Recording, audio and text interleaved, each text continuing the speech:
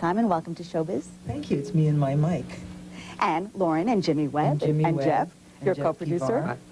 Carly, on your mantle in the Vineyard is already an Oscar, a Golden Globe, two Grammys, in fact. So what would this one mean to you? This, you mean winning this Grammy? Yes. It would be everything. It would mean everything to me. I'm sorry. Okay. Get yourself together while I ask you how you chose the songs for this album. I know it was a painstaking process. Well, it was, you know, Jimmy and I went through hundreds of songs before we decided which ones were lyrically right, which ones had the essence of film noir. Not all of the songs were actually in film noir movies, but they all had the gestalt. They all had the feeling of that dark underbelly of life. Jimmy, how did you put it? You put it, you know, so beautifully what film noir is. Well, we did this tune called "Don't Smoke in Bed," and we were like listening to the lyrics one day, and I said, "Do you think she's threatening him?" You know, and that's kind of what it means to me. You know, it's like, and I quit smoking right after that as well. I'm proud of you for that. You also recorded this album in 30s and 40s garb. Yes, and we also recorded it in just a couple of days because it was a low budget, very, very low budget, similar to the film noir movies. I sat next to Richard Widmark at a luncheon last summer, and I asked him, what does film noir mean exactly to you?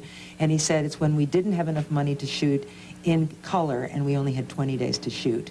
So in film noir, basically you use what is available, and in doing the album we used very much what was available. We sometimes had to stop the orchestra mid-take because we didn't have enough money to go on, but it felt romantic. It felt like the real thing, you know? And for our viewers just to understand, it means that you don't do it over and over again. So if I could quote you, you said there are no songs that are perfect in this album. I did? Yes. It's on your notes. I'll show you after the interview. Well, there are no songs. No, there are no songs that you can't find a mistake in. A little baton dropping or a string going out of tune or something. Very Japanese. You know, the Japanese always say that nothing is right unless there's a mistake in it. So it's very Japanese, yet very American, yet somehow very French. Very Carly Simon-esque. Carly, and your next CD is something totally different. Yes, it will be something totally different. And can you share what that totally different thing will be? Because I don't know what it will be yet. Okay, I thought I read it, so I'll tell you that after the interview. Tell me what it is, and I'll It's something very zen, very stark, very simple. Oh, you mean stark? Okay. That's right. Yes, that's an idea that I have of doing something that's so stark you put it on and you don't hear anything. So the opposite of film noir. Stark light. Carly, and your children's books, of course. Yes, I've written 5, and I have a new one called Midnight Farm, which is my first one with Simon & Schuster. So I did 4 with Doubleday. Jackie Onassis was my editor and was the person who really brought me aboard the children's book train. And then I just switched to Simon & Schuster just this past year, and very, very happy to be with them.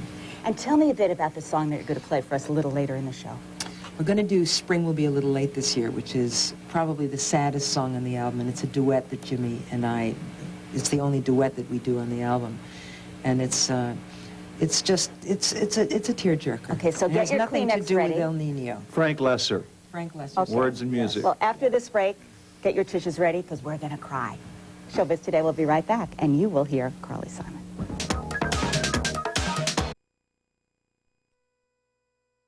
We are now going to say goodbye to the beautiful sounds of Jimmy Webb and Carly Simon.